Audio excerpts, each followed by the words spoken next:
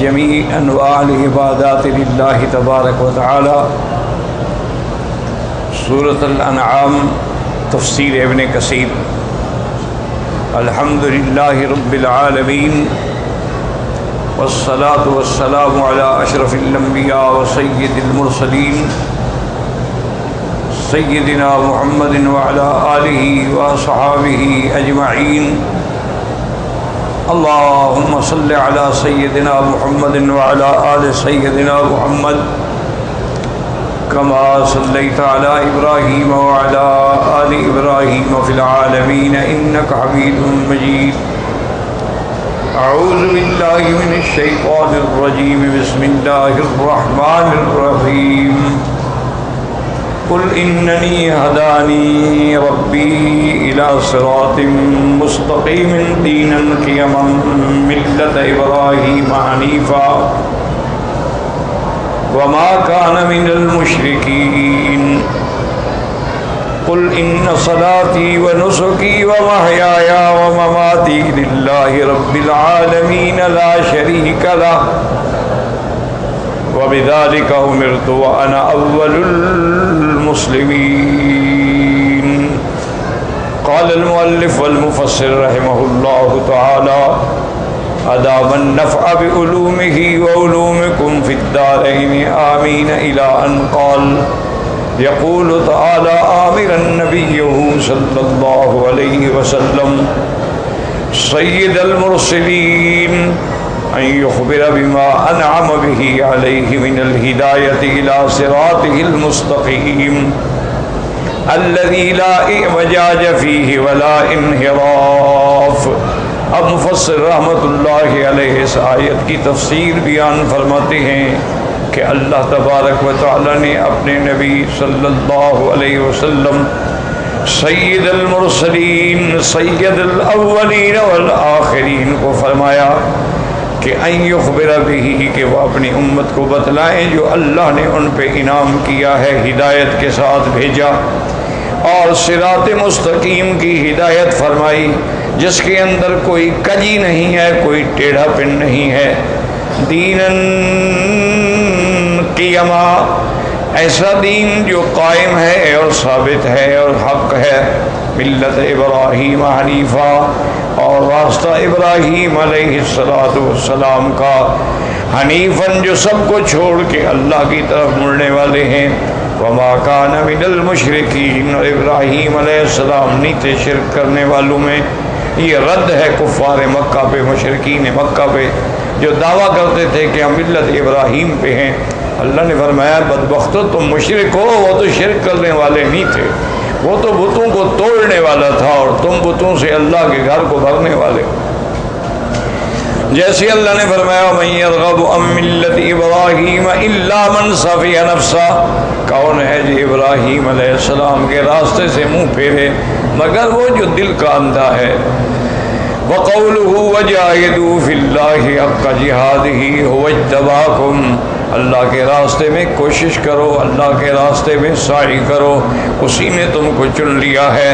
وما جعل علیکم فی الدین من حرج، اور دین کے اندر تمہارے لیے کوئی تکلیف نہیں رکھی۔ ملت ابیکم ابراہیم، یہ وہی راستہ ہے تمہارے ابا سیدنا ابراہیم علیہ السلام کا۔ اور اسی طرح فرمایا ان ابراہیم کان امۃ قانتا للہ، ابراہیم علیہ السلام اکیلے ایک امت تھے، جماعت تھے، اللہ کے آگے جھکنے والے، سب کو چھوڑنے والے۔ ولم یک من المشرکین، اور نہیں تھے وہ شرک کرنے والوں میں۔ شاکر لانعمہ اتبعہ وہداہ الی صراط مستقیم، اللہ کی نعمتوں کا شکر کرنے والے، اللہ نے ان کو چن لیا رسالت کے لیے، خلت کے لیے، اور اللہ نے ان کو صراط مستقیم کی ہدایت فرمائی۔ وآتیناہ فی الدنیا حسنہ، اور اللہ نے ان کو دنیا کے اندر بھی بھلائیاں عطا فرمائی۔ وإنہ فی الآخرۃ لمن الصالحین، اور آخرت کے اندر بھی وہ اللہ کے صالحین بندوں میں شمار ہوں گے۔ ثم اوحینا الیک ان اتبع ملت ابراہیم حنیفا وما کان من المشرکین، اور اس کے بعد اللہ نے وحی فرمائی آپ کی طرف کہ آپ ملت ابراہیم کی پیروی کریں، اور ابراہیم علیہ السلام نہیں تھے شرک کرنے والوں میں۔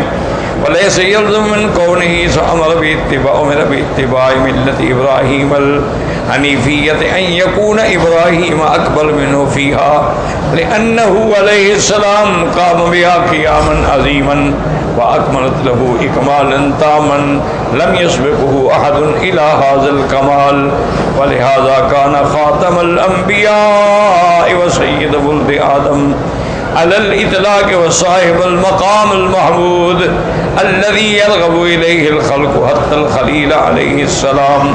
اب مفسر رحمۃ اللہ علیہ فرماتے ہیں کہ ابراہیم علیہ السلام کی اتباع کرنے کا معنی یہ نہیں ہے کہ وہ حضور سے زیادہ شان والے ہیں یا ان کی شریعت جو ہے وہ زیادہ کامل ہے، نہیں، بلکہ حضور صلی اللہ علیہ وسلم جو ہیں وہ ہر لحاظ سے کامل ہیں، ان کی شریعت جو ہے وہ کامل ہے، ان کا دین جو ہے وہ کامل ہے، اور اس کو حضور پاک نے صحیح طریقے سے انجام دیا ہے۔ لم یسبقہ احد، آپ سے پہلے کوئی اس کمال کو نہیں پہنچا، اور اللہ تبارک و تعالی نے آپ کو خاتم الانبیاء، آپ کو خاتم الانبیاء بنایا کہ لا نبی بعدہ ولا رسول بعدہ، آپ کے بعد کوئی نبی نہیں، کوئی رسول نہیں، ولا معصوم بعدہ ولا کتاب بعد کتابہ ولا دین بعد دینہ، نہ آپ کی کتاب کے بعد، قرآن کے بعد کوئی کتاب آئے گی۔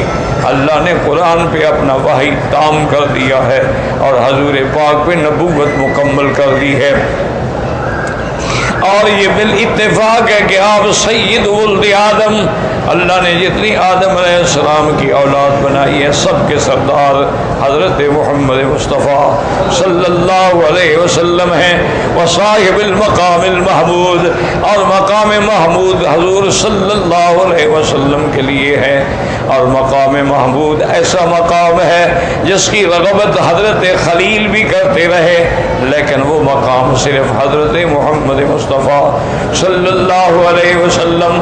تو یاد رکھیں یہ معنی نہیں ہو جیسے اولئک الذین ھداھم اللہ فبھداہ مقتدی، کہ جیسے اللہ نے فرمایا فاصبر کما صبر اولو العزم من الرسل، آپ بھی صبر کریں، تو اس کا معنی یہ نہیں ہوتا کہ وہ حضور سے افضل ہیں، حضور سب سے افضل ہیں، حضور امام الانبیاء ہیں، حضور خاتم الانبیاء ہیں، حضور سید الانبیاء ہیں، حضور صلی اللہ علیہ وآلہ وسلم صاحب خلق عظیم ہیں، حضور صلی اللہ علیہ وسلم امت کے لیے رؤوف و رحیم ہیں، اور حضور صلی اللہ علیہ وسلم کے لیے مقام محمود ہے۔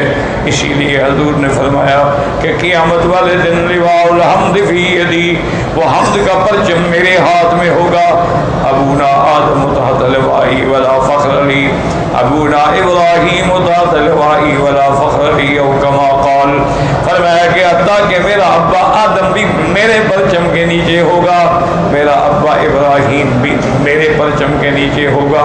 تو حضور صلی اللہ علیہ وسلم کو اللہ نے مقام محمود بھی عطا فرمایا اور لواء الحمد بھی عطا فرمایا، تو حضور کے شان کا مقابلہ تو کوئی پیغمبر بھی نہیں کر سکتا ہے۔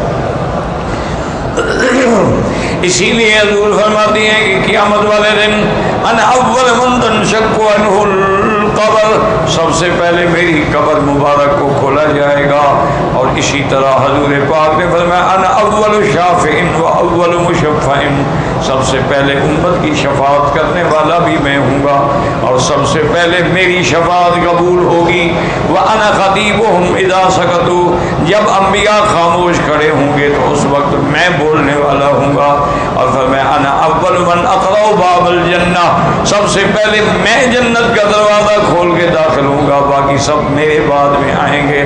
تو اس میں کوئی شک نہیں ہے، کوئی شبہ نہیں ہے کہ حضور پاک تمام انبیاء کے سردار ہیں، سید الاولین والآخرین ہیں، سید المرسلین ہیں، خاتم النبیین ہیں، اور اللہ نے آپ کو جن مقامات سے اور جن مزایا سے اور جن نعمتوں سے نوازا ہے وہ کسی اور پیغمبر کو نہیں ملی۔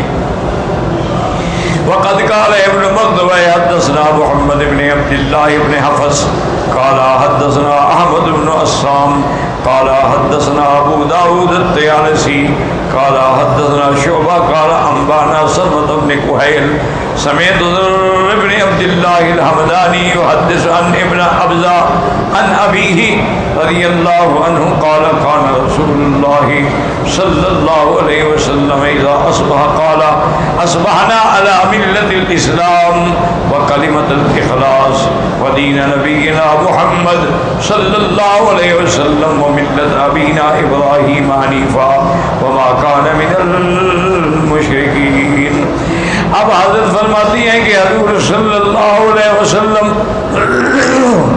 جب صبح کو آپ بیدار ہوتے اٹھتے تو فرماتے تھے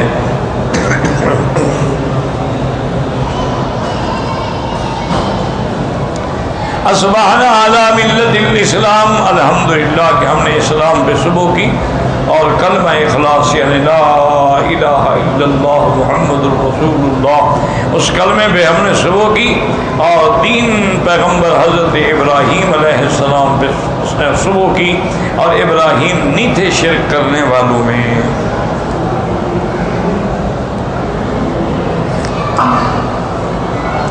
وقال الامام احمد حدثنا يزيد قال اخبرنا محمد بن اسحاق عن داود بن الحسين عن إكرمة عن ابن عباس رضي الله عنهما انه قال قيل لرسول الله صلى الله عليه وسلم اي الاديان احب الى الله تعالى قال الحنیفیۃ السمحہ. حضور پاک سے پوچھا گیا کہ تمام دینوں میں سب سے زیادہ دین اللہ کو کون سا محبوب ہے؟ وہ دین جو حنفیہ بھی ہے، آسان بھی ہے، سہل بھی ہے اور تمام دنیا کو چھوڑ کے ایک کے دروازے پہ لانے والا ہے. وقال احمد ايضا حدثنا سليمان بن داود قال حدثنا عبد الرحمن بن ابي الزناد عن هشام بن عروة عن ابيه عن عائشة رضي الله تعالى عنها قالت وضع رسول الله صلى الله عليه وسلم ذقني على منكبه لانظر الى ذفن الحبشي حبشتي حتى كنت التي مللت فانصرفت عنه. قال عبد الرحمن نبي قال لي عروة أن عائشة قال رسول الله يومئذ لتعلم يهود أن في ديننا فصحى إني أرسلت بحنیفیۃ سمحہ. اس حدیث پاک میں آتا ہے بی بی عائشہ فرماتی ہیں کہ میں نے اپنی ٹھوڑی حضور کے کندھے پہ رکھی، حضور کے پیچھے کھڑی ہو گئی اور اسی سے میں دیکھ رہی تھی کہ وہ حبشہ کے نوجوان جو ہیں وہ آپس میں تلوار کا اور آپس کے اندر لکڑی کا مقابلہ کر رہے تھے. تو میں وہ کھیل دیکھتی رہی اور اتنی کھڑی رہی کہ حتیٰ کہ میں خود میرا دل بھر گیا، پر حضور میرے لیے کھڑے رہے. ورنہ حضور کہتے بس دیکھ لیا ختم کرو، لیکن حضور پاک نے میری رعایت فرمائی. حتیٰ ملل تو میرا دل بھر گیا، فانصرف تو میں وہاں سے پھری. اور اس کے بعد حضور نے فرمایا کہ تاکہ یہودیوں کو بھی یہ علم ہو جائے کہ ہمارے دین کے اندر بڑی وسعت ہے، ہم دین حنیفیہ اور سمحہ لے کے آئے ہیں. ہمارے دین کے اندر تشدد نہیں ہے، ہمارے دین کے اندر اعتدال ہے، ہمارے دین میں نہ افراط ہے نہ تفریط ہے، بڑی رعایات ہیں. اور لا یکلف اللہ نفسا الا وسعها، اللہ کسی بندے کو اتنا تکلیف میں نہیں ڈالتے جو اس کی طاقت میں بھی نہ ہو. تو لہذا اس سے معلوم ہوا کہ اگر کوئی جنگی کھیل ہے یا کوئی جنگی تربیت ہے تو عورت اگر پردے میں کھڑے ہو کے دیکھ لے تو کوئی منع نہیں. اصل الحدیث مخرج فی الصحیحین، صحیحین کے اندر یہ حدیث موجود ہے. وزیادت لها شواہد من طرق عدہ وقد استقصیت طرقها فی شرح البخاری وللہ الحمد والمنہ. مفسر فرماتے ہیں کہ اصل تو صحیحین میں ہے لیکن جو اس پر زیادہ ہے اس کے بھی کافی طرق ہیں جن کو میں نے جمع کیا ہے. وقوله تبارک وتعالی قل ان صلاتي ونسكي ومحياي ومماتي لله رب العالمين. يأمره تعالى أن يخبر المشركين الذين يعبدون غير الله ويذبحون لغير اسمه انه مخالف لهم في ذلك. اب اللہ نے حکم دیا میرے محبوب مشرکین کو بتا دے کہ تم جو غیر اللہ کو عبادت کرتے ہو، غیر اللہ کے نام پہ ذبح کرتے ہو، جانور چڑھاتے ہو بتوں کے نام پہ، تو میں تمہارا اس عقیدے میں مخالف ہوں. ان صلاتہ للہ، میری عبادت بھی اللہ کے لیے ہے، قربانی بھی اللہ کے لیے ہے، اور جب بھی قربانی ہوگی تو اللہ کے نام سے ہی ہوگی. وحدہ لا شریک لہ، جس کا کوئی شریک نہیں. جیسے اللہ نے حضور کو حکم دیا تھا وصلی لربک وانحر، اے اخلص لہ صلاتک وذبحک، میرے مدنی اللہ کے لیے خالص نماز پڑھیں اور اللہ ہی کے نام پہ خالص قربانی فرمائیں. فإن المشرکین کانوا یعبدون الاصنام، کافر مشرک جو تھے وہ بتوں کی عبادت کرتے تھے. وَيَذْبَحُونَ لَهَا، اور بتوں کے نام پہ چڑھاوے چڑھاتے تھے اور بتوں کے نام پہ ذبح کرتے تھے. فَأَمَرَهُ اللَّهُ تَعَالَى بِمُخَالَفَتِهِمْ وَالْإِنْحِرَافِ عَمَّا فِيهِ وَالْإِقْبَالَ بِالْقَصْدِ وَالنِّيَّةِ وَالْعَزْمِ عَلَى الْإِخْلَاصِ لِلَّهِ تَبَارَكَ وَتَعَالَى. اللہ نے حکم دیا اپنے پاک پیغمبر صلی اللہ علیہ وسلم کو آپ مشرکین کی مخالفت کریں، ان کے طریقے سے بالکل ہٹ جائیں، بلکہ آپ کی نیت، آپ کا ارادہ، آپ کا عزم خالص اللہ کے لیے ہو. وہ عبادت بدنی ہو یا عبادت مالی ہو، نماز ہو، قربانی ہو، صدقہ ہو، خیرات ہو، نظر ہو، نیات، سب اللہ کے لیے ہو. قال مجاہد فی قولہ ان صلاتی و نسکی النسک والذبح فی الحج والعمرۃ، انہوں نے فرمایا نسک سے مراد وہ قربانی ہے جو حج اور عمرے میں کی جاتی ہے، یعنی اس کو نسک کہتے ہیں، جیسے تمتع کی بکری ہے یا قران کی بکری ہے. وقال الثوری عن السدی عن سعید بن جبیر النسکی قال ذبحی، جو بھی میں ذبح کرتا ہوں وہ اللہ کے نام پہ ذبح کرتا ہوں، چاہے حج کی بکری ہو یا قربانی کی بکری ہو. وقضى قال السدي والزهاق وقال ابن ابي حاتم حدثنا محمد بن عوف قال حدثنا احمد بن خالد الذهبي قال حدثنا محمد بن اسحاق عن يزيد بن ابي حبيب عن ابن عباس عن جابر بن عبد الله رضي الله تعالى عنه قال ضحى رسول الله صلى الله عليه وسلم في يوم عيد النحر بكبشين وقال حين ذبحهما. حضرت جابر بن عبداللہ فرماتے ہیں کہ حضور پاک نے عید ضحیٰ پر آپ نے دو بڑے بڑے دمبے جو تھے نا وہ ذبح فرمائے، اور اس کے بعد یہ بھی فرمایا وجہت وجہی للذی فطر السماوات والارض حنیفا وما انا من المشرکین قل ان صلاتی ونسکی ومحیایا ومماتی للہ رب العالمین لا شریک لہ وبذلک امرت وانا اول المسلمین. یہ بھی پڑھا. وقوله عز وجل وانا اول المسلمین قال قتادہ من هذه الامه، یعنی میں سب سے پہلے اسلام لانے والا، یعنی اس امت سے. وَإِلَّا آدم علیہ السلام تو بہت پہلے اسلام لائے، اسی طرح انبیاء اسلام لائے، نوح علیہ السلام اسلام لائے، لیکن اس امت میں تو پہلے کوئی اسلام نہیں لایا نا. سب سے پہلے وحی اترا تو حضور پاک اپنے اس وحی پہ اسلام لائے. اس لیے فرمایا انا اول المسلمین وهو كما قال فإن جميع الانبیاء قبله كلهم كانت دعوتهم الى الاسلام. آپ سے پہلے جتنے انبیاء گزرے ان سب کی دعوت بھی تو اسلام تھی. واصلہ عبادت اللہ وحدہ لا شریک لہ، اور دین کیا ہے، اسلام کیا ہے، خالص اللہ کے لیے عبادت ہو، اس میں کوئی شریک نہ ہو. عبادت کا معنی نماز نہیں ہوتا، عبادت کا معنی ہر چیز ہے. نماز ہے، طواف ہے، حج ہے، عمرہ ہے، خیرات ہیں، صدقات ہیں، منت منوت، سب اللہ کے لیے. اللہ کے سوا کسی غیر کا نام لوگے تو شرک آ جائے گا. اس لیے اس کے بعد فرماتی ہے کہ کما قال ما ارسلنا من قبلک من رسول الا نوحی الیہ انہ لا الہ الا انا فاعبدون. میرے محبوب آپ سے پہلے جتنے ہم نے پیغمبر بھیجے ہیں ان سب کو ہم نے یہی وحی کی تھی کہ کوئی معبود برحق نہیں مگر میں، بس میری عبادت کرو اور کسی کے نہیں. وقت اخبرنا تعالی عن نوح علیہ السلام انہ قال لقومہ فإن تولیتم فما سألتکم من اجر ان اجری الا علی اللہ وامرت ان اکون من المسلمین. اللہ نے خبر دی کہ نوح علیہ السلام نے بھی اپنی قوم سے فرمایا تھا کہ اگر تم پھرتے ہو میرے دین سے پھر جاؤ، میں تم سے کوئی پیسہ یا دولت یا مال نہیں لینا چاہتا. ان اجری الا علی اللہ، میرا اجر میرا ثواب سب کچھ میرے اللہ پر ہے. فامرت ان اکون من المسلمین، اللہ نے مجھے یہی حکم دیا ہے کہ میں اللہ پر اسلام ایمان لے آؤں. اسلام کا معنی ہوتا ہے استسلام، یعنی اپنے آپ کو آدمی اللہ کے سپرد کر دے کہ اللہ سب کچھ تیرا ہے، سب کچھ تیرا ہے، میرا تو ایک نام ہے تیرے، وہ بھی تیرے حکم پر نام لیتا ہوں. وقال تبارک و تعالی ومن يرغب عن ملة إبراهيم إلا من صفي نفسه ولقد اصطفيناه في الدنيا وإنه في الآخرة من الصالحين إذ قال له ربه أسلم، جب اللہ نے حکم دیا کہ اسلام لو، قال اسلمت لرب العالمین، میں اسلام لایا اپنے رب پر. ووصى بها ابراہیم بنیہ ویعقوب یا بنی ان اللہ اصطفى لكم الدین ولا تموتن الا وانتم مسلمون.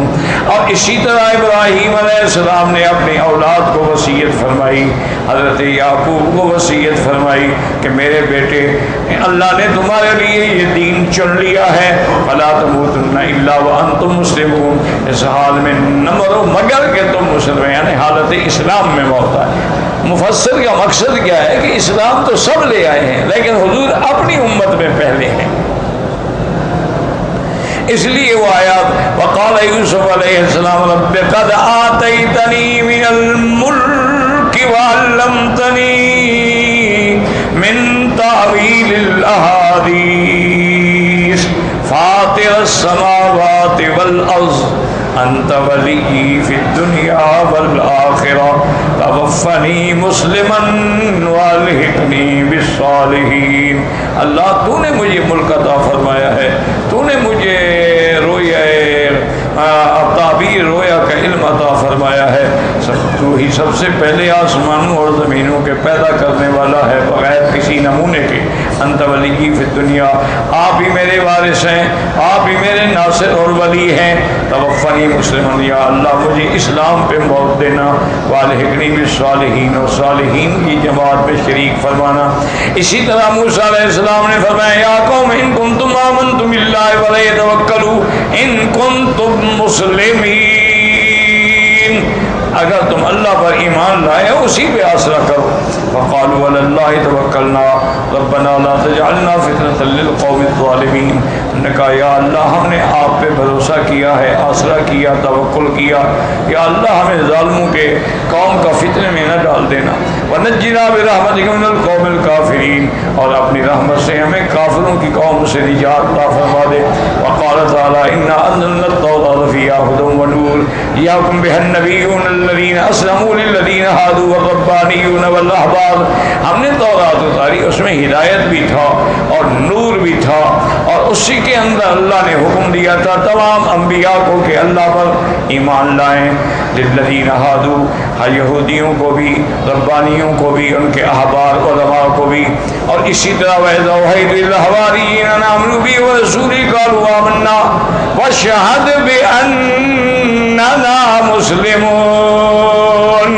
جب حواریین حضرت عیسیٰ کو ہم نے حکم دیا کہ ایمان لاؤ میرے اوپر اور میرے رسول پہ، انہوں نے کہا ہم ایمان لائے اور آپ گواہ ہو جائیں کہ ہم مسلمان ہیں.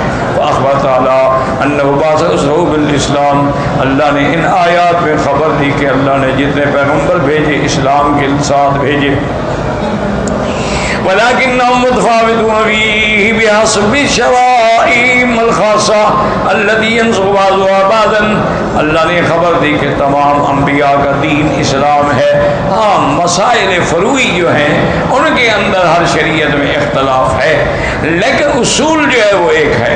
اذا نسخت بشریعت محمد صلی اللہ علیہ وسلم التي لا تنسخ عبد العابدین، پھر حضور کی شریعت کے آنے کے بعد پہلی تمام شریعتیں ختم ہو گئیں، آپ کی کتاب آنے کے بعد تمام پہلی کتابیں ختم ہو گئیں.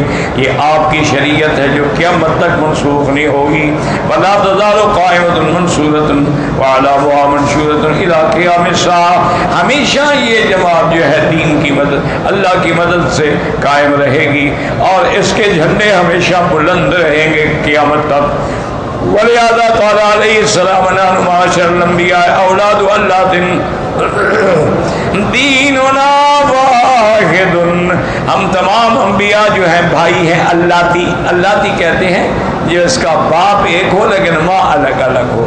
ہوتا ہے نا کہ مثلا ایک آدمی کی اولاد ہے، پھر اس نے دوسری شادی کی، اس سے اولاد ہے، تو باپ تو ایک ہے نا، اور مائیں جو ہیں وہ الگ ہیں۔ فإن اولاد اللہ والإخوة من اب واحد وأمهات شتى، اللتی کس کو کہتے ہیں کہ جس کا باپ ایک ہو لیکن مائیں الگ۔ فالدین واحد وعبادۃ اللہ وحدہ لا شریک لہ، دین تمام انبیاء کا ایک ہے، اور دین کیا ہے کہ صرف اللہ کی عبادت، اس کے ساتھ شریک نہ کریں۔ وَإِن تَنَوَّعَتِ الشَّرَائِعُ وَالَّتِي هِيَ بِمَنزِلَةِ الْأُمَّهَاتِ، ہاں شرائع مختلف ہیں، احکام مختلف ہیں، كما ان اخوة الاخیاف اکثر هذا بنو الام الواحدة من آباء شتى والاخوة الاعیان الاشقاء من اب واحد وام واحدة، ایک ہوتے ہیں بھائی اللتی یعنی باپ ایک مائیں الگ، اچھا ایک بھائی ہوتے ہیں اخیافی، اخیافی کا معنی کیا ہوتا ہے کہ ماں ایک ہے لیکن باپ الگ الگ ہیں، اور اسی طرح بعد بھائی ہوتے ہیں اعیان اشقا، مانا شقیق کہ ماں بھی ایک ہے اور باپ بھی ایک ہے۔ وقد قال الامام احمد حدثنا ابو سعید قال حدثنا عبد العزیز بن عبد اللہ الماجشون قال حدثنا عبد اللہ بن فضل الہاشمی عن الاعرج عن عبید اللہ بن ابی رافع عن علی رضی اللہ عنہ ان رسول اللہ قال اذا کبر استفتح ثم قال، ایک حدیث مبارک میں یہ بھی ہے کہ حضرت علی فرماتے ہیں کہ جب حضور تکبیر کہتے ہیں اللہ اکبر، ساتھ یہ بھی کہتے وجہت وجہ الذی فطر السماوات والارض حنیفا وما انا من المشرکین ان صلاتی ونسکی ومحیای ومماتی للہ رب العالمین الی آخر الآیہ، اللہم انت الملک لا الہ الا انت، یا اللہ آپ ہی بادشاہ ہیں، کوئی معبود برحق نہیں مگر اللہ، انت ربی وانا عبدک، آپ ہی میرے رب ہیں اور میں آپ کا بندہ ہوں، ظلمت نفسی واعترفت بذنبی فاغفر لی ذنوبی جمیعا لا یغفر الذنوب الا انت، میں اپنے خطاؤں کا اعتراف کرتا ہوں، یا اللہ میرے سارے گناہ اور خطائیں معاف کر دے، آپ کے سوا کوئی بخشنے والا بھی نہیں، واہدنی لاحسن الاخلاق لا یہدی لاحسنہا الا انت، یا اللہ ہمیں الحمدللہ الحمدللہ علی کل حال، یا اللہ ہمیں بہتر اخلاق کی ہدایت عطا فرماتے، آپ کے سوا کوئی ہدایت نہیں دے سکتا، واصرف عنی سیئات لا یصرفنی سیئ الا انت، اور ہم سے غلط اور برے عادات جو ہیں ان کو پھیر دے، غلط اخلاق کو پھیر دے، اور آپ کے سوا کوئی پھیر بھی نہیں سکتا۔ تبارک و تعالی استغفرک و اتوب الیک، ثم ذکر تمام الحدیث فیما یقولہ فی الرکوع والسجود والتشہد وقد رواہ مسلم فی صحیحہ، اس کے بعد پھر ساری حدیث حضرت علی نے ذکر فرمائی کہ آپ رکوع میں یہ فرماتے تھے، سجود میں یہ فرماتے تھے، اور تشہد میں آپ یہ پڑھتے تھے، جس کو امام مسلم رحمۃ اللہ علیہ نے بھی روایت فرمایا ہے اپنی کتاب کے اندر۔ تو مقصد یاد رکھیں کہ یہ تھا کہ بھئی حضور پہلے اسلام لانے والے ہیں، تو مانا ہے اپنی امت میں، ورنہ آپ سے پہلے حضرت آدم اسلام لائے، نوح علیہ السلام اسلام لائے، انبیاء سب نے کہا کہ ہم اسلام لائے ہیں، تو یہاں آ گیا کہ انا اول، میں سب سے پہلے ہوں، تو معنی یہ ہے کہ اپنی امت میں حضور سب سے پہلے اسلام لانے والے، اور جس طرح ہم ایمان لائے قرآن پر حضور بھی لے رہے ہیں، جس طرح ہم کلمہ پڑھتے حضور بھی پڑھتے لا الہ الا اللہ محمد الرسول اللہ، جس طرح ہم شہادتین پڑھتے اشہد ان لا الہ الا اللہ واشہد ان محمد عبدہ ورسولہ، حضور بھی پڑھتے تھے۔ تو اس لیے مفسر نے دلائل دیے کہ بھی تمام انبیاء کا دین ایک ہے، لیکن شریعت مختلف ہوتی ہے، مثلا کسی کے لیے 3 نمازیں تھیں، ہمارے لیے 5 نمازیں، کسی کے لیے 3 روزے تھے، ہمارے لیے 30 روزے ہیں، تو شرائع میں اختلاف ہو سکتا ہے لیکن اصول دین میں کوئی اختلاف نہیں، توحید میں اور ایمان بالنبوت و رسالت میں اور ایمان بالقیامت میں کوئی اختلاف نہیں ہے، اور اللہ ہم کو بھی صحیح معنی میں دین اسلام پہ قائم دائم رکھے، اور دعا کریں کہ اللہ تبارک و تعالی ہمیں رمضان المبارک کے احترام کی توفیق عطا فرمائے، اور اللہ تبارک و تعالی ہمیں صیام رمضان و قیام رمضان، رمضان کے روزے، رمضان کی تراویح، رمضان کا قیام اور جمیع عبادات جو ہے وہ اللہ ہمیں اپنی قدرت سے، صحت عافیت سے، توفیق سے عطا فرمائے۔ اور ایک بات یہ بھی یاد رکھ لو کہ عمرہ کی بڑی سعادت ہے، لیکن صحیح حدیثوں میں یہ بھی موجود ہے کہ جو شخص رمضان میں عمرہ کرے، حضور نے فرمایا اس کے لیے ایسا اجر ہے کہ گویا اس نے میرے ساتھ حج کیا۔ یعنی اندازہ فرمائیں کہ حضور کی ساتھ کے ساتھ حج کرنا کوئی آسان بات ہے؟ اچھا، لیکن ایک مسئلہ سمجھ لیں کہ اصل یہ ہے کہ رمضان المبارک میں عمرے رمضان کی نیت سے اپنے وطن سے آئے، جو بھی وطن ہے، پاکستان ہے، ہندوستان ہے، بنگلہ دیش ہے، انڈیا ہے، یورپ ہے، کچھ ہے، اور وہیں میقات پہ کھڑے ہو کے احرام باندھے اور لبیک پڑھتے ہوئے اللہ کے حرم میں داخل ہو اور عمرہ مکمل کرے۔ یہ وہ عمرہ ہے رمضان کا جو حضور کے ساتھ حج کے برابر ہے۔ سمجھ آ رہی ہے بات؟ اچھا، اب اگر دوسری بات یہ ہے کہ بھئی ایک آدمی رہتا ہی مدینہ منورہ میں ہے، تو اب ضروری تو نہیں کہ پاکستان جائے، وہ مدینہ منورہ سے احرام باندھ کے عمرہ کرے گا تو اس کو بھی وہی ثواب ملے گا جو حضور کے ساتھ حج کرے، کیونکہ مدینہ منورہ میقات ہے، تو میقات سے احرام باندھے، طائف سے احرام باندھے، جحفہ سے احرام باندھے اور عمرہ کرے تو انشاءاللہ اس کو وہی اجر ملے گا جو حضور پاک نے فرمایا کہ رمضان کا عمرہ جو ہے وہ میرے ساتھ حج کے برابر ہے۔ اور ادنا یہ ہے کہ آدمی اگر مدینہ بھی نہ جا سکے، طائف بھی نہ جا سکے، حالات اجازت نہیں دیتے، ذریعہ نہیں ہے، تو پھر مسجد عائشہ سے بھی عمرہ کر لے یا جیرانہ سے کر لے، تاکہ عمرے کی سعادت سے تو محروم نہ ہونا، کم سے کم شامل تو ہو جائے۔ اچھا، اور اسی طرح ایک اور آسان بات میں آپ کو عرض کر دوں کہ صحیح حدیث ہے کہ آدمی نے مثلا فجر کی نماز پڑھی ہے، فجر کی نماز پڑھ کے جلس فی مصلی ہو وہی بیٹھا رہے، مقصد یہ ہے مسجد میں بیٹھا رہے۔ اب اگر اسے درس کے لیے اٹھ کے جانا ہے کوئی حرج نہیں، اسے طواف کے لیے جانا ہے کوئی حرج، مسجد میں ہے نا، باہر تو نہیں نکل رہا۔ اور اگر اس نے طواف کے لیے یا دین کے کسی مسئلے کے لیے، یا پھر وہی بیٹھا رہے اور اللہ کا ذکر کرتا رہے، قرآن پڑھتا رہے، تسبیحات پڑھتا رہے، درود شریف پڑھتا رہے، حتیٰ کہ سورج نکل کے اوپر آ جائے، قیدہ رمحن، ایک نیزے کے برابر اونچا ہو جائے، پھر کھڑے ہو کے دو رکعت، دو کر کے 2 رکعت، پھر 2 رکعت یا 4 یا صرف 2 رکعت، نماز اشراق، اس کو کہتے ہیں نماز اشراق، اگر یہ پڑھے تو ایک حدیث میں ہے کہ اللہ اس کو پورے عمرے کا ثواب عطا فرما دیتے ہیں، اور ایک حدیث میں اللہ اس کو عمرے اور حج کا ثواب عطا فرما دیتے ہیں۔ اب یہ کون سا مشکل کام ہے بھائی؟ آگے رمضان مبارک آ رہا ہے، فجر کی نماز پڑھ کے بیٹھے رہیں، آج بات کتنی دیر لگے گی؟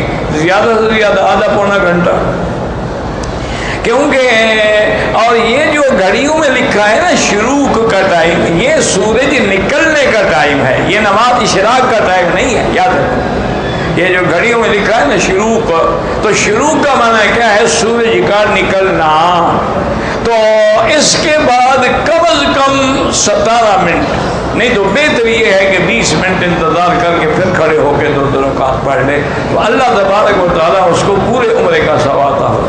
اچھا، خدا کی شان دیکھو، یہ حکم صرف مکہ مدینے کے لیے نہیں ہے، اپنے ملک کی مسجد میں بھی بیٹھ جاؤ تو عمرے کا ثواب مل جاتا ہے، یعنی اپنے ملک میں نماز پڑھتے ہو وہیں بھی بیٹھ جاؤ، اللہ کا ذکر ادا کرتے رہو، تو اللہ تبارک و تعالیٰ اس کو عمرے کا ثواب عطا فرماتا ہے۔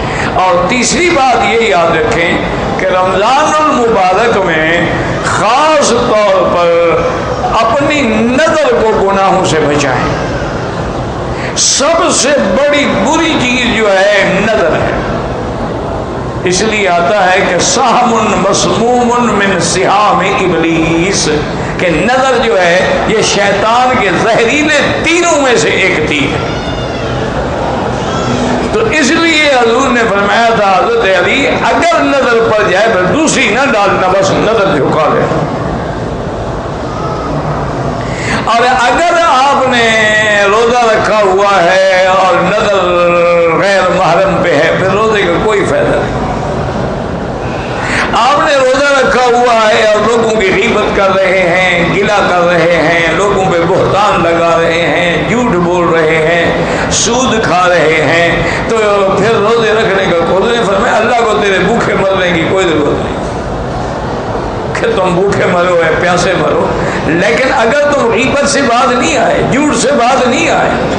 اچھا ایک مسئلہ یہ بھی یاد رکھ لو کہ جیسے غیر محرم عورت پہ نظر ڈالنا منع ہے، اسی طرح فلم میں بھی یا آپ کے جوال پر جو فلمی پروگرام ہیں ان میں بھی کسی غیر محرم عورت پہ نظر ڈالنا اسی طرح حرام ہے. یہ نہ سمجھے کہ جی یہ تو ٹی وی ہے، یہاں کو عورت کھڑی تھوڑی ہے، تصویر تو اس کی ہے نا، وہ خود نہ ہو تو اس کی تمثیل ہے، اس کی تصویر ہے.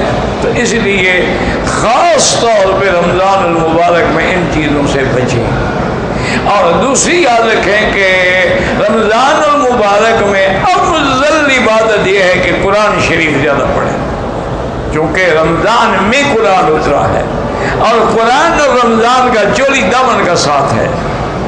اور اس لیے دیکھیں کتنے خوش نصیب ہے وہ لوگ. امام شافعی رحمۃ اللہ علیہ رمضان مبارک میں روزانہ ایک ختم کرتے تھے قرآن. تو آپ اتنا نہیں پڑھ سکتے ہیں تو کم سے کم 10 پارے تو روز پڑھیں، 3 دن میں ختم ہو جائے. اور رات کو تراویح میں باقاعدہ، لیکن ایک بات یاد رکھیں اگر عشاء کی جماعت چھوڑ دیں اور تراویح پڑھتے رہیں کوئی فائدہ نہیں. سب سے پہلے فرض ہے، فرض ادا کرنے کے بعد 20 رکعت تراویح پڑھیں. جو لوگ 8 پڑھتے ہیں ہم ان پہ اعتراض نہیں کرتے ہیں، وہ چاہے ہم پہ اعتراض کریں، لیکن تمام امت کا تعامل جو ہے وہ یہی ہے کہ 20 رکعت تراویح پڑھی جاتی ہے. اور 8 پڑھو تمہاری مرضی ہے، جتنا گول ڈالو گے اتنا میٹھا ہو. اور اگر ہم 1 منٹ کے لیے مان بھی لیں مثلا کہ 8 کی بھی ایک حدیث میں ذکر ہے، 11 کا بھی ہے اور 12 کا بھی ہے، 20 کا بھی ہے، تو ایمان سے کہیں جو آدمی 8 پڑھے گا وہ 11 والی حدیث تو رہ گئی نا، اور جو 11 پڑھے گا تو 12 والی بھی رہ گئی، اور جو 20 پڑھے گا تو سارے حدیثوں پہ عمل ہو گیا. 8 والی بھی آ گئی، 11 والی بھی آ گئی، 12 والی بھی آ گئی اور 20 والی بھی آ گئی. اور رمضان المبارک میں بھی افضل یہی ہے کہ وتر جو ہیں آپ تہجد کے بعد پڑھیں. جب رات کو تہجد کے لیے اٹھیں تو تہجد بھی پڑھیں، ساری بھی کریں، وتر بھی پڑھیں. لیکن اگر امام کے ساتھ تراویح کے بعد وتر پڑھ لیں وہ بھی جائز ہے، کوئی منع نہیں. جھگڑوں میں نہ پڑھو. 3 رکعتیں مل کے پڑھو تو حدیث میں موجود ہے، اور 2 رکعتوں میں سلام پھیر دو تو بھی حدیث میں موجود ہے. تو لہٰذا جھگڑے کرنے کی کیا ضرورت ہے؟ جھگڑے تو وہ کرتے ہیں نا جن کے اندر یا تو علم نہ ہو یا فساد کرنا چاہتے ہو. تو اس لیے اگر امام صاحب کے ساتھ پڑھ لیں کہ بھی چلو ہم ایک دعا میں بھی شریک ہو جائیں گے. اور دوسرا یہ ہے کہ اتنی بڑی جماعت میں ہم کھڑے ہیں، پتہ نہیں کسی کی دعا کی وجہ سے ہمارے حال پر بھی اللہ پاک رحمت فرما دے تو کوئی حرج نہیں، کوئی لڑائی جھگڑے نہ کرو. باقی تو ایک اصولی بات ہے نا میرا بھائی، جتنا گول ڈالو گے میٹھا ہوگا. ایک آدمی نے 8 رکعت پڑھی ہے اور ایک آدمی جو ہے 20 پڑھتا ہے. صاف ظاہر ہے جتنی زیادہ محنت کرے گا اتنا زیادہ اللہ اس کو اجر عطا فرمائیں گے. اس لیے لڑائیاں جھگڑے کسی قسم کے قطعی طور پہ نہ کریں اور رمضان کے لیے ابھی سے تیاری کریں. اور دوسری بات یہ ہے کہ رمضان میں جو آپ عبادت کرتے ہیں وہ 70 گنا بڑھ جاتی ہے. یعنی آپ نے 2 رکعت پڑھی ہے، نفل پڑھی ہے، 70 گنا ایک طواف کے 70 گنا بڑھ جائے گا. آپ نے 1 ریال خیرات کی ہے تو 70 گنا بڑھ جائے گا. یہاں 1 کا 1 لاکھ ہے تو 70 لاکھ گنا بڑھ جائے گا. اس لیے ہمیشہ یاد رکھیں اپنے زکوٰۃ، خیرات، صدقات کوشش کریں کہ وہ رمضان المبارک میں ادا ہو۔ اسی طرح کوشش کریں کہ آپ کا افطار جو ہے وہ تازہ کھجور پہ ہو، اور چاہے ایک دانہ بھی ہو، کوئی ضروری تو نہیں نا کبھی 1 کلو کھائیں، ایک دانہ کھائیں، افطار کر لیں، پھر بعد میں جو کھجور آئے کھاتے رہیں۔ اور کتنے خوش نصیب ہوں گے وہ لوگ، دعا کریں اللہ ہمیں بھی محروم نہ کر دے، کہ کعبے پہ نظر ہو، زمزم کا پانی ہو، مدینے کی کھجور ہو، افطار کر رہا ہے۔ وہ کتنا خوش نصیب ہے، ایسا افطار کائنات میں کسی جگہ مل سکتا ہے؟ اچھا مدینہ منورہ میں بیٹھا ہے، مدینے کی کھجور ہے، حضور کے روضے پہ نظر ہے اور زمزم کا پانی ہے، تو یہ ایک ایسی نعمتیں ہیں جو قیامت تک کسی جگہ نہیں مل سکتی۔ تو اس کا اہتمام کریں اور اس کا پورا پورا خیال رکھیں۔ اب سب سے بڑی بات یاد رکھ لو، غیر محرم پر نظر ڈالنے سے بچ گئے تو سارے گناہوں سے بچ جاؤ گے۔ اور اگر آپ نے وہی رمضان میں بھی چٹخارے لینے ہیں اور فلمیں دیکھنی ہیں، تو روزے رکھنے کی کوئی ضرورت نہیں، کم از کم روزہ رکھ کے تو گناہ نہ کرو نا۔ اس لیے ہمیشہ احساس کریں اللہ مرزقنا رمضان کما رزقتنا شعبان، اللہم مرزقنا صیام رمضان وقیام رمضان وثمرات رمضان وبرکات رمضان بالصحت والعفت والعافیہ برحمتک یا ارحم الراحمین۔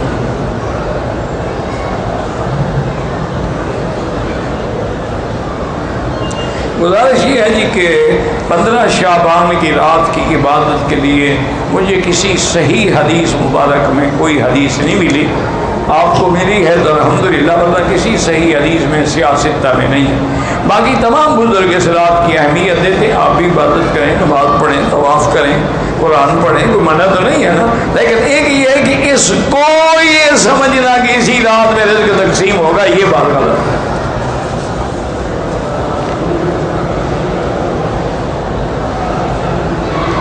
نصف شعبان کے بعد روزہ نہ رکھنا اس لیے بہتر ہے تاکہ رمضان میں آدمی کو روف نہ ہو، ورنہ جائز ہے، کوئی منع نہیں۔ حضور تو سب سے زیادہ روزے رکھتے ہیں شعبان میں،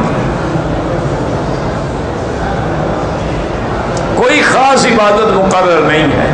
15 شعبان کے روزے کا کوئی حکم ہی نہیں ہے تو فضیلت کیا ہو؟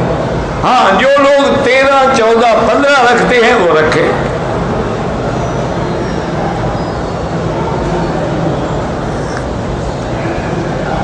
اصل مشکل پتہ ہے کیا ہے؟ وہ یہ ہے کہ ہم لوگ ادب آداب پہ زیادہ زور دیتے ہیں اور اصل کو چھوڑ دیتے ہیں۔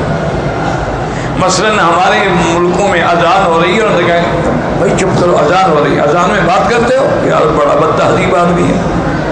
یعنی اذان کا اتنا احترام ہے کہ بات بھی نہیں کرے گا، حالانکہ حضور نے بات کرنے کا حکم دیا ہے کہ آپ بھی وہی کہیں جو مؤذن کہہ رہا ہے، اللہ اکبر اللہ اکبر اللہ اکبر اللہ اکبر۔ بات کرو گے تو کہو گے اللہ اکبر، باقی غلط بات تو ویسے ہی منع ہے۔ اچھا اب دیکھیں کہ اگر اس نے سر پہ 1 من کی بوری بھی رکھی ہوئی ہے نا، اذان ہو جائے کھڑا ہو جائے گا، ادب، جب اذان ختم ہوگی گھر چلا جائے گا، نماز نہیں پڑھے گا۔ اچھا ہمارے لوگ جو ہیں 15 شعبان کی رات کو ساری رات عمرے میں گزار دیں گے، طواف میں گزار دیں گے، اور رش ہوگا، مر رہے ہوں گے، کچلے جائیں گے، لیکن عمرہ جی 15 شعبان کی رات میں نے عمرہ کیا، صبح کو سو جائیں گے۔ ایسے عمرے کا دھیلے کا فائدہ بھی نہیں ہے اگر آپ نے فجر کی نماز نہیں پڑھی۔ کتنے لوگ ہیں، آپ صبح کھڑے ہو کے تماشا دیکھ لیں، ساری رات عبادت کریں گے، صبح کو جا رہے ہوں گے، جدے والا جدے، طائف والا طائف، گاڑیاں بھر بھر کے جا رہے ہیں، نماز ہے نہ فرض ہے نہ کچھ۔ اگر آپ فرض چھوڑ دیں، نفلی عبادت پہ لگے رہیں، اس کا کیا فائدہ ہے؟ یہی وجہ ہے، یاد رکھو، یہ عرب لوگ کیوں کامیاب ہیں کہ انہوں نے اصول بنایا ہے، عقیدے کے پہاڑ ہیں، پکے موحد ہیں، شرک تو ان کے قریب ہی نہیں آتا نا، شیطان بھاگ جاتا ہے ڈر کے مارے۔ اور دوسرا ان میں یہ ہے کہ حضور نے جو تسبیح پڑھی ہے سبحان اللہ سبحان اللہ سبحان، یہ وہی پڑھ لیں گے، ہماری طرح چلے نہیں کاٹیں گے، صرف وہی تسبیح پڑھیں گے جو حضور نے پڑھی۔ حضور نے جو دعا مانگی یہ بھی وہی مانگے گی. اللہم انت السلام منک السلام تبارک یا ذا الجلال والاکرام اللہم لا مانع لما اعطیت ولا معطی لما منعت ولا راد لما قضیت ولا ينفع ذا الجد منک الجد. اچھا حضور پاک نے جماعت کے ساتھ نماز پڑھی ہر حال میں پڑھیں گے. حضور پاک نے روزہ رکھا ہے ہر حال میں روزہ رکھے. حضور پاک روزے میں بڑی خیرات کرتے تھے, عرب بھی بڑی خیرات کرتے, یعنی آپ حیران ہوں گے کروڑوں کی نہیں ارب روپے کی تو صرف کھجور خیرات ہو جاتی ہے. اور لوگوں نے انتظام کیا ہوا ہے کھجور تقسیم کرنے کے لیے ملازم رکھے ہیں. 100 ملازم ہے جو اثر سے اپنا کھجوریں لے کے تقسیم کرنا شروع کرتا ہے. سفرے بچھائے گا, دسترخوان بچھائے گا, کھجوریں لگائے گا. اچھا مدینے پاک میں تو باقاعدہ کھانا بھی ساتھ کھلا دیتے ہیں, یعنی ہر چیز سفر دسترخوان میں موجود ہوتی ہے ماشاءاللہ. کیونکہ مدینے کے اندر نرمی ہے نا, مکے میں جلال ہے نا تھوڑا, اس لیے ان میں تھوڑی سی سختی ہے. وہاں چونکہ رحمت للعالمین کا ڈیرا رہا تو وہاں رحمت زیادہ ہے, وہاں شفقت زیادہ ہے. چھوٹے بچے آئیں گے پکڑ کے آپ کو دسترخوان پہ لے جائیں گے کہ ہمارے ساتھ افطار کرو, ہمارے ساتھ بیٹھو, ہمارے ساتھ استعمال کرو. تو ہر قسم کی نعمتیں جو ہے وہ موجود ہوتی ہیں. تو ہم لوگوں میں یہ بڑی عادت ہے کہ ہم نفلی عبادات میں یا کسی بزرگ نے کہہ دیا ہے تو ایک ٹانگ میں جا کے قبرستان میں کھڑا رہے گا وظیفہ کرنے کے لیے, لیکن جو حضور نے فرمایا وہ وظیفہ کبھی نہیں کرے گا.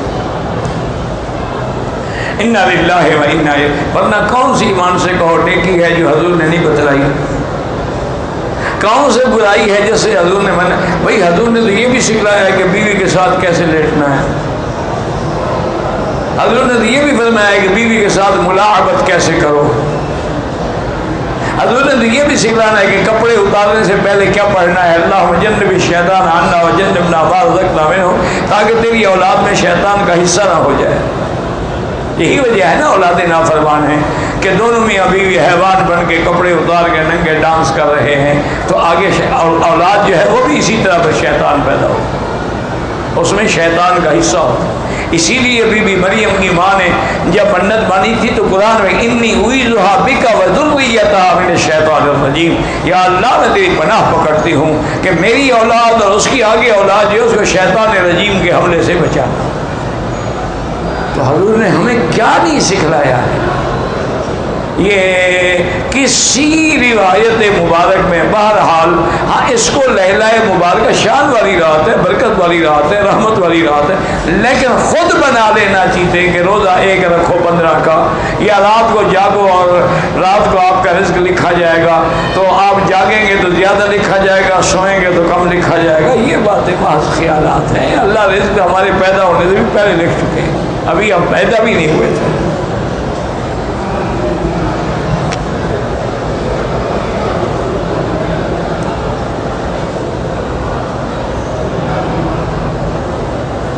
کہتے جی کہ ایک عورت نے پہلے شادی کی, اس کے شوہر نے اس کو کالا کیا, یعنی الزام لگایا اس پر.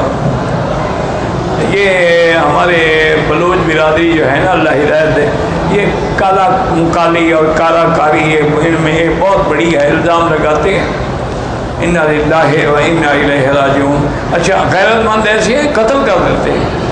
اچھا اگر بچ جائے تو سردار کو دے آتے ہیں. وہ غیرت کہاں جاتی ہے بھائی, آگے سردار بیچ دیتا ہے ماشاءاللہ. 4 5 10 جو ہو جائیں کدھر کرے, اس نے منڈی لگائی ہوئی ہے باقاعدہ. انا للہ و انا. بہرحال دیکھیں نا جی, اگر خدا نہ کرے عورت سے گناہ ہو گیا, شریعت ہمیں کہتی ہے طلاق دے دو, اس کو دور کر دو بس, باقی سزا اس کو خدا دے. ہم نہ اس کو قتل کر سکتے ہیں, نہ ہم کالا کالی کر سکتے ہیں, نہ کالا کاری کر سکتے ہیں. اگر کریں گے تو ہم اس سے بڑے ظالم ہوں گے. اس نے زنا کیا, ہم نے قتل کیا, تو یہ حرام ہے. اچھا اس کو شوہر نے کالی کر کے چھوڑ دیا, تو یہ بھی یاد رکھو نا صرف کالی کرنے سے کچھ نہیں ہوتا. اس نے طلاق دی کہ نہیں دی, صرف کہہ دیا کالی ہے کالی ہے کالی. کالی ہونے سے کیا ہو جاتا ہے, اس کا نکاح تو کھڑا رہے گا. اگر اس نے کالی کا معنی یہ ہے کہ اپنا تعلق توڑ لیا, طلاق بھی دے دی, اب کوئی دوسرا اس سے شادی کرے, کیوں نہ کرے. ضروری تو نہیں ہے نا کوئی بیچاری گناہ گار بھی ہو سکتا ہے اس کو ناجائز کالی کیا گیا ہو, یا اگر گناہ گار بھی ہو توبہ کر لے. تم کون سے پاک صاف ہو, دھلے ہوئے ہو, تم نے بھی تو لاکھوں گناہ کیے ہیں. تم توبہ کر کے پاک ہو جاتے، عورت توبہ کر کے پاک نہیں ہو جاتی۔ توبہ کر لے، اس کے ساتھ نکاح کرو، ضرور کرو، تاکہ وہ مزید گناہوں سے بچے اور اللہ تعالیٰ تمہیں بھی بچائے۔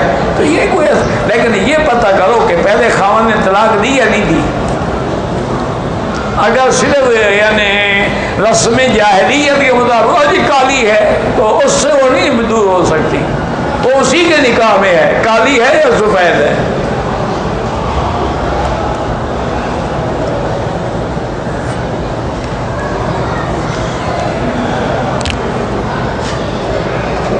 کہتے ہیں جی شرک بدعت کرنے والے گھرانے میں غلطی سے بیٹے کی منگنی کر لی ہو، واپس توڑنا چاہیں تو گناہ گار ہوں گے۔ ہاں تو اس کو ان کے گھر سے نکالو گے، تم کیوں منگنی توڑتے ہو؟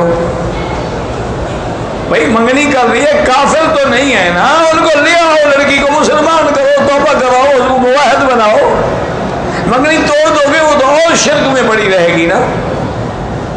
ویسے بہانہ بنانا چاہتے ہو تو الگ بات ہے، کیونکہ جب آدمی نے بہانہ بنانا ہو نا پھر ویسے ہی کرتا ہے۔ وہ ایک ہندو بنیا تھا، مولوی صاحب نے بھیجا تو مولوی صاحب ہمیشہ اس سے منگواتے تھے گھی شکر مکر یہ وہ، تو بھیجا، انہوں نے کہا یار مولوی صاحب تو نے تنگ کر دیا ہے کہ مولوی صاحب کا دکان ہے، کہ ٹھیکہ لے لیا مولوی صاحب نے، جو بھی منگاتے پھر پیسے بھی نہیں دے، اب میں نہیں دیتا۔ لڑکا واپس آ گیا، لگا جی وہ تو نہیں دیتا۔ اچھا کوئی بات نہیں۔ جمعہ کا دن جب ہوا تو کہنے لگے بھی بڑے افسوس کے ساتھ میں ایک بات آپ لوگوں کو بتانا چاہتا ہوں، وہ فلاں مکھی جو تھا نا وہ وہابی ہو گیا۔ لوگوں نے کہا لا حول ولا توبہ توبہ توبہ، وہابی ہو گیا۔ سب نے سودا لینا چھوڑ دیا کہ جی وہابی ہو، جب تک ہندو تھا لیتے رہے، وہابی ہو گیا تو اب جناب سودا حرام ہو گیا۔ وہ ہفتے کے بعد جناب گھی بھی اور شکر بھی اور سامان لے کے حضرت کی خدمت میں رات کو گھر پہنچا، نذرانہ دیا، کہا آپ ٹھیک ہو گئے؟ حضرت میں آئندہ کبھی ایسی غلطی نہیں کروں گا۔ آپ نے پتہ نہیں کون سا وہابی کا لفظ میرے پیچھے لگا دیا ہے، میری ساری زندگی ہندو میں گزری، سودا چلتا رہا، وہابی بنتے بنتے دکان بند ہو گئی۔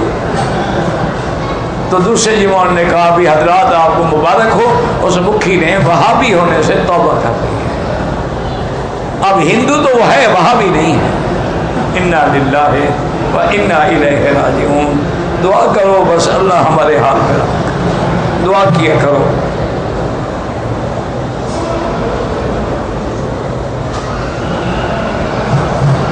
قیامت کی نشانی میں یہ بھی ہے کہ مکہ ختم ہو جائے گا، یہ تو نہیں ہے جناب، وہ تو سب سے پہلے سب سے آخر میں اللہ کا کعبہ گرایا جائے گا اور دنیا فنا ہو جائے گا، اس سے پہلے تو مکہ ختم نہیں ہوگا۔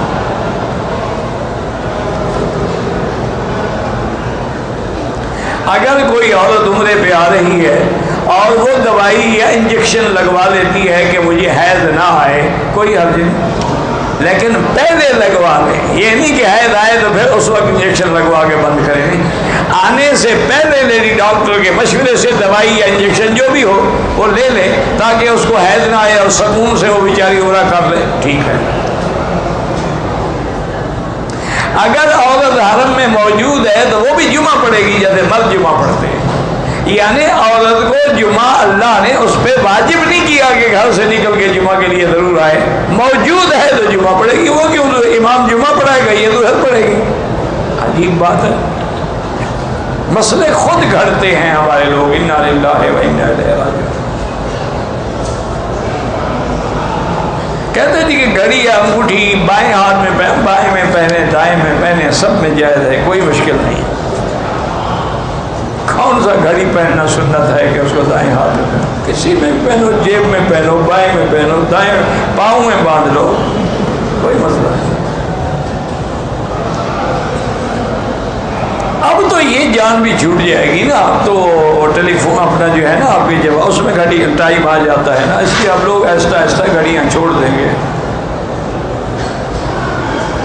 دعا کو پہلے درود شریف پھر حمد و ثنا، دعا کے اول میں بھی درود شریف اور آخر میں بھی درود شریف۔ یہ دیکھو نا آپ کو یاد پتہ نہیں کیوں، حتیٰ کہ نماز میں بھی دیکھ لو کہ پہلے آپ کیا کرتے ہیں کہ اشہد ان لا الہ الا اللہ اشہد ان محمد عبدہ ورسولہ اللہم صلی علی محمد وعلی آل محمد، اس کے بعد کہتے ہیں اللہم انی ظلمت نفسی ظلما کثیرا لا یغفر الذنوب الا انت۔ آپ رات دن نمازیں پڑھتے ہیں، بہرحال دعا کے اول میں درود شریف۔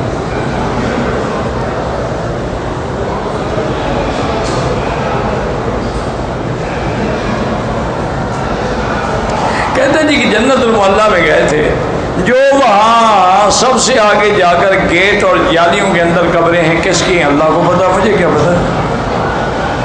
میں قبروں کی فہرست بناتا رہتا ہوں کہ کون مر گیا، کسی قبر کہاں ہے۔ اللہ کا شکر ہے 2 سال کے بعد ویسے بھی کسی کی قبر کا پتہ نہیں لگتا، اس میں اور 2-4 مردے آ جاتے ہیں، تو کس کی بتائیں گے آپ؟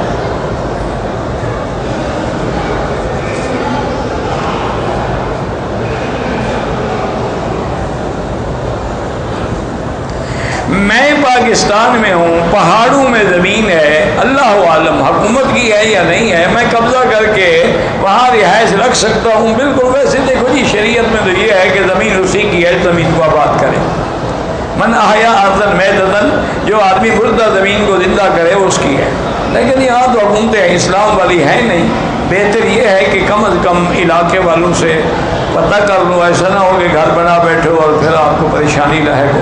مگر شریعت میں کوئی منع نہیں، آپ گھر بنا سکتے، زمین ویران پڑی ہوئی ہے، اور پہاڑوں کے درمیان میں کون سا کاشت کر رہا ہوگا کوئی؟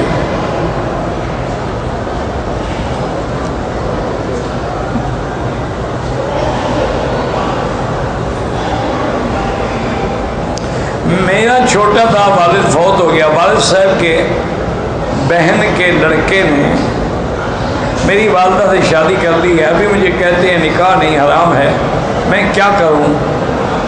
میری والدہ سے کس نے؟ آپ کے والد کے بہن کے لڑکے نے، اس کی بہن کے لڑکے کا کیا حرج ہے؟ کیوں نکاح کر دیا؟ ٹھیک ہے، کیا ہے؟ والد کی بہن ہے نا، بہن کے لڑکے نے اسے شادی کی ہے، کیا ہو گیا؟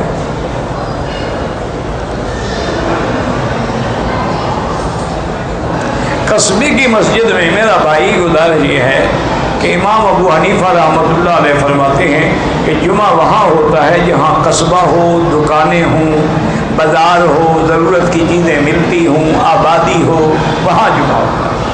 بعض علماء فرماتے ہیں کہ جہاں 30-35 آدمی اکٹھے ہو جائیں وہاں بھی جمعہ ہو سکتا ہے، لیکن بہرحال دلائل کے اعتبار سے امام صاحب جو ہے نا وہ قرآن میں نظر ڈالتے ہیں۔ قرآن میں ہے نا کہ جب اللہ نے فرمایا اذا نودی للصلاۃ من یوم الجمعہ، کہ جب جمعہ کے لیے اذان ہو فسعوا الی ذکر اللہ، تیاری کر کے پہنچو اللہ کی عبادت کے لیے، وذروا البیع، اور خرید و فروخت بند کر دو۔ بازار ہوگی تو خرید و فروخت بند ہوگی، وہاں دکان ہی نہ ہو تو خرید و فروخت کہاں ہوگی؟ اس لیے بہتر یہی ہے قصبہ بڑا ہو، آبادی زیادہ ہو، وہاں دکانیں ہوں، ضرورت کی چیزیں ملتی ہوں۔ اگر ہر چھوٹی مسجد میں ہم جمعہ پڑھائیں گے تو جمعہ کی کوئی حیثیت تو نہیں رہے گی۔ جمعہ کا تو معنی یہی ہے نا کہ وہاں ایسا اجتماع ہو جو عام مسجد میں نہیں ہوتا۔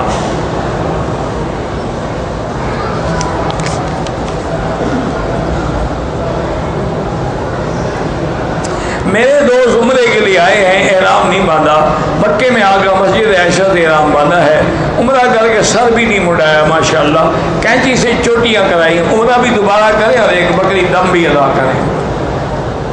دیکھو مذاق ہے کہ وہاں سے آ گئے اور یہاں چلے گئے، پھر آئے تو بات بھی صحیح نہیں کٹوائے۔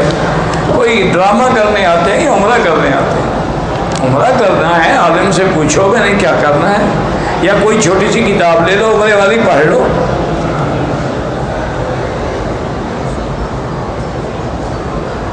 بہرحال دم اس پر ہے، دے نہ دے اللہ جانے، وہ جانے۔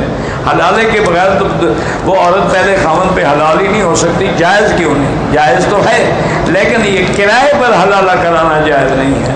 کیا معنی؟ بعض لوگ ایسا کرتے ہیں جی طلاق تو دے دی، اب پریشان ہیں کیا کریں، تو پھر کسی یا دوست کو یا بھائی کو تیار کرتے ہیں کہ یار تم میری بیوی کے ساتھ نکاح کر لو، ایک آدھی رات گزار لو، پھر طلاق دے دینا تاکہ میرے لیے حلال ہو جائے۔ حلال تو ہو جائے گی، لیکن ایسا کرنے والے پر حضور نے لعنت بھیجی ہے، لعن اللہ المحلل والمحلل لہ، حلالہ کرانے والے پر بھی لعنت، کرنے والے پر بھی لعنت۔ اصل یہ ہوتا ہے کہ وہ عورت اپنی مرضی سے دوسری جگہ شادی کرے، اب دوسرا شوہر مر گیا پھر پہلے سے شادی کر سکتے، یا دوسرے شوہر نے اپنی مرضی سے طلاق دی، یہ نہیں کہ وہ کرائے کا گھوڑا تھا۔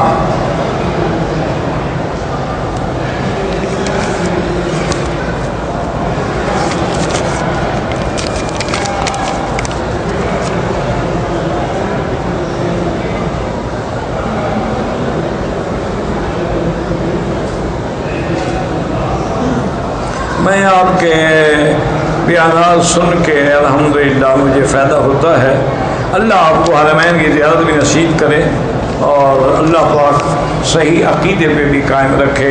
اللہم صلی علی سیدنا محمد وعلی آل سیدنا محمد مبارک وسلم۔